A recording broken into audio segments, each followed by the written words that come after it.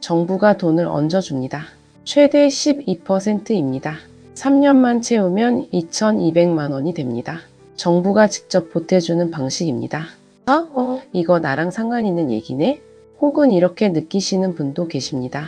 자녀가 해당될 수 있겠다. 오늘 이 뉴스 숫자만 보면 절반입니다.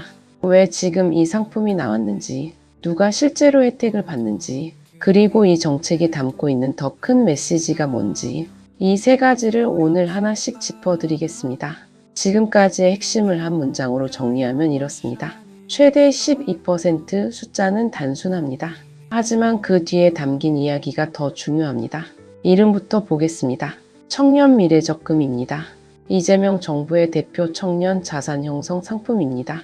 금융위원회가 세부 조건을 공개했습니다. 오는 6월 출시됩니다. KB국민, 신한, 하나, 우리, NH농협 5대 은행입니다. 카카오뱅크와 토스뱅크도 포함됩니다. 모바일 앱으로 비대면 신청이 가능합니다. 가입 대상은 만 19세에서 34세 청년입니다. 구조는 이렇습니다.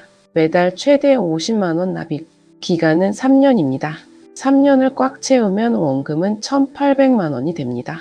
여기서 정부가 기여금을 얹어줍니다. 일반형은 6%, 금액으로는 108만 원입니다.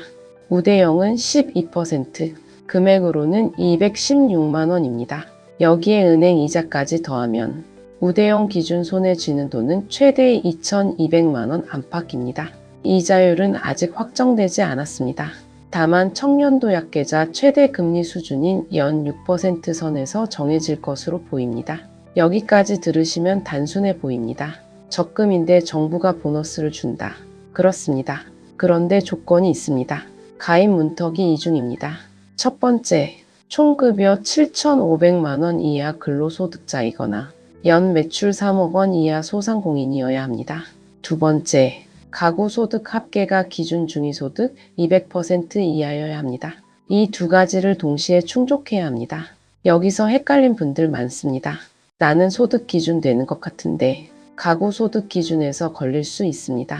개인소득은 괜찮아도 부모님 소득까지 합산되면 기준을 넘길 수 있습니다. 이 지점이 첫 번째 장벽입니다. 그리고 한 가지 더 있습니다. 총급여 6천만 원 초과 7,500만 원 이하 구간입니다. 이 구간은 가입은 됩니다. 그런데 정부 기여금은 받지 못합니다. 이자 소득세 면제 혜택만 적용됩니다. 즉, 소득이 높을수록 혜택은 줄어드는 구조입니다. 이게 이 상품의 설계 방향입니다. 그렇다면 우대형은 어떻습니까? 조건이 더 까다롭습니다. 총급여 3,600만 원 이하 중소기업 재직자 또는 입사 6개월 이내 중소기업 신규 취업자 또는 연 매출 1억 원 이하 자영업자, 여기에 가구소득 합계가 기준 중위소득 150% 이하여야 합니다. 즉 12%는 누구에게나 열린 게 아닙니다. 소득이 낮고 가구 여건도 취약한 청년에게 집중되는 구조입니다. 이 지점입니다. 군 복무를 다녀온 분들도 있습니다. 이분들은 최대 6년 범위에서 복무 기간만큼 연령을 차감해 줍니다. 예를 들어 현재 35세라도 2년을 복무했다면 33세로 간주합니다. 가입이 가능해집니다. 이건 청년 범위를 현실에 맞게 조정한 부분입니다. 그리고 기존 청년도약계좌 가입자는 어떻게 됩니까? 6월 최초 가입 기간에 한해 청년도약계좌에서 청년미래적금으로 갈아타는 게 허용됩니다. 단, 이 전환은 6월 한 번만 가능합니다. 이 부분도 챙겨두셔야 합니다. 그런데 중요한 부분이 하나 더 있습니다. 중도해지입니다. 3년을 채우지 못하고 해지하면 어떻게 됩니까? 정부 기여금 사라집니다. 비과세 혜택도 사라집니다. 남는 건 일반 적금 수준입니다. 퇴직, 질병, 폐업, 해외 이주 같은 불가피한 사유는 예외로 인정됩니다. 그런데 여기서 뜻밖의 내용이 있습니다. 결혼, 출산, 주택 구입, 이 세 가지는 특별해지 사유에 포함되지 않습니다. 결혼 때문에 목돈이 필요해서 해지하면 기여금은 사라집니다. 이게 참 묘합니다. 청년 자산 형성이 목적이라면서 청년에게 가장 현실적인 지출 사유는 예외가 아닙니다. 이 구조 눈여겨봐 두시면 좋습니다. 이번엔 이전 정부 상품과 비교해 보겠습니다. 윤석열 정부의 청년도약계좌, 월 납입 한도 70만 원, 만기 5년, 매년 소득 심사, 이번 청년 미래적금 월 납입 한도 50만원, 만기 3년, 가입 시 한 번만 소득 심사. 어디가 달라졌는지 보이십니까?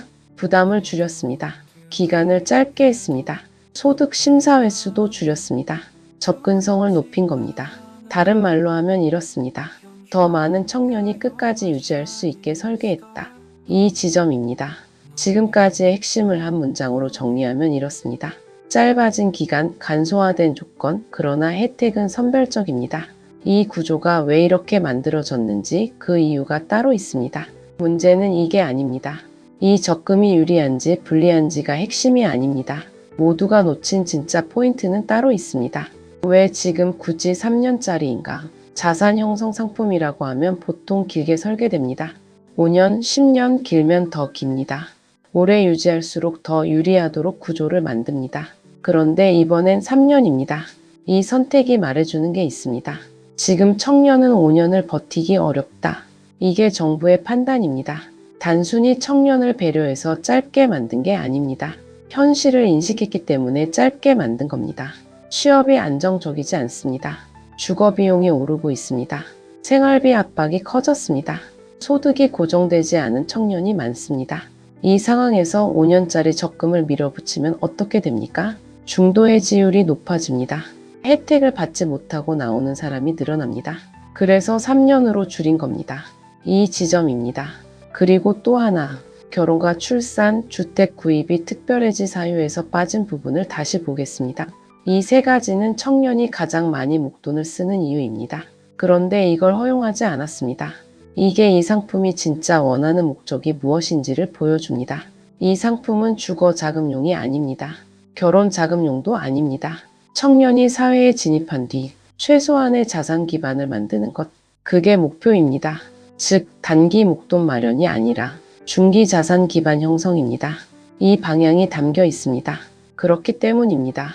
결혼 자금이 필요한 청년에게는 다른 방법이 필요합니다. 이 상품 하나로 청년 문제가 해결되는 게 아닙니다.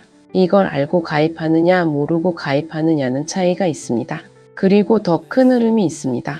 이 상품은 개별 금융 상품이 아닙니다. 더 큰 흐름의 일부입니다. 정부가 청년에게 어떤 방식으로 접근하고 있는지를 보여주는 신호입니다. 선별입니다. 모든 청년이 아닙니다. 소득이 낮고 조건이 맞는 청년입니다. 중위소득 200% 이하, 중위소득 150% 이하, 기준이 두 겹으로 쌓여 있습니다. 이 구조는 한정된 재정 안에서 집중 지원을 하겠다는 의미입니다. 재정은 무한하지 않습니다. 정부가 기여금을 주는 데는 예산이 필요합니다. 모두에게 12%를 줄 수는 없습니다. 그래서 더 어려운 청년에게 집중합니다. 이게 이 정책의 설계 논리입니다. 그렇기 때문입니다.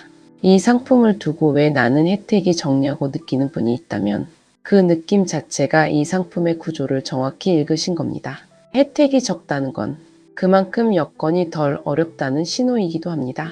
이 구분이 이 상품의 설계의 핵심입니다. 그리고 하나 더 보겠습니다. 청년도 약계좌에서 갈아탈 수 있는 기회, 6월 한 달입니다. 이 기간이 지나면 다시 기회가 없습니다. 기존 가입자라면 지금 따져봐야 할 시점입니다.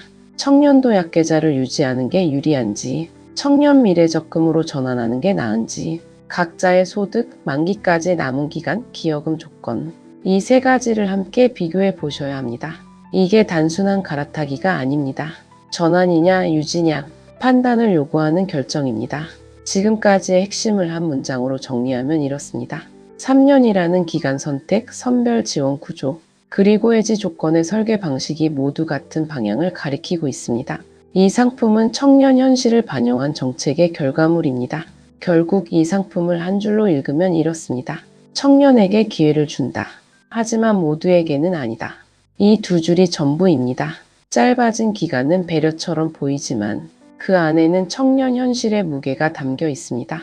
선별된 조건은 집중 지원처럼 보이지만 그 문을 통과하지 못한 청년에게는 다른 이야기입니다. 이 두 가지 시선을 동시에 가지고 보셔야 이 뉴스가 제대로 읽힙니다. 40대 이상 시청자분들께는 이 뉴스가 직접적이기보다 간접적으로 닿습니다. 자녀가 가입 대상일 수 있습니다. 조카가 해당될 수 있습니다. 주변에 이 조건에 맞는 청년이 있을 수 있습니다. 그리고 이 상품을 통해 지금 정부가 청년 문제를 어떤 방식으로 접근하는지 그 방향을 함께 읽으시는 것도 의미가 있습니다. 그래서 오늘 이 질문을 드리고 싶습니다. 이 정책은 기회일까요? 아니면 선별의 시작일까요? 더 어려운 청년을 먼저 돕는 구조. 이건 당연한 원칙처럼 보입니다. 하지만 이 구조가 강화될수록 기준 문턱에 걸리는 사람들의 공백은 누가 채우는지 그 질문도 남습니다. 어느 쪽이 맞다고 단언하기 어렵습니다. 하지만 이 질문을 머릿속에 두고 보는 것과 그냥 넘기는 것은 다릅니다. 다음 영상에서는 청년 미래적금과 청년 도약 계좌를 실제 수치로 비교하고 어떤 조건의 청년에게 어떤 선택이 더 현실적인지 구체적으로 살펴보겠습니다. 구독과 좋아요는 한 번 더 생각해 보게 만드는 힘이 됩니다. 오늘도 행복한 하루 되세요. 감사합니다.